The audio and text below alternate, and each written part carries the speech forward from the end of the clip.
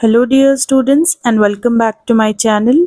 So here is the latest update regarding TS MSET 2026.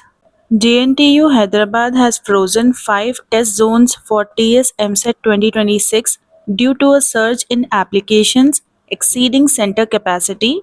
Candidates registering now will not see Mehboob-Nagar, Nalgonda, Sangareddy, Adilabad and Nizamabad as test zone options in the application form. And this is for all the streams: engineering, agriculture and pharmacy.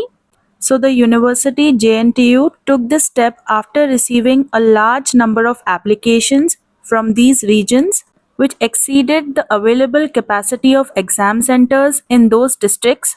As a result, the authorities removed these zones from the list of selectable options in the online application form. Officials clarified that candidates who are completing the application process now will not see these zones in the registration portal.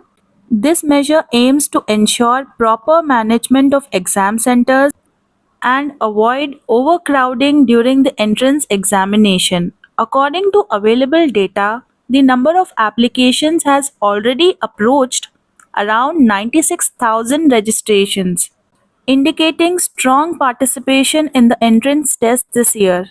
So nowadays, the candidates who are really not so good in science, but still they join science streams to become an engineer or a doctor, but they lack dedication and hard work. So such students are also applying. That's why the students who actually study really hard are now finding it difficult to enter the test zones. The TS MSET 2026 registration and application details. The process already began on 19 Feb and the candidates can submit their forms without late fee until 4th April 2026. So by writing this MSET exam conducted by JNTU on behalf of Telangana Council of Higher Education, students can take admission into several undergraduate programs. The exam serves as a gateway for admission to courses such as BE and BTech, BPharm and PharmD, BSc Agriculture and allied programs. So there are many like that. Candidates must select their preferred test zones during registration.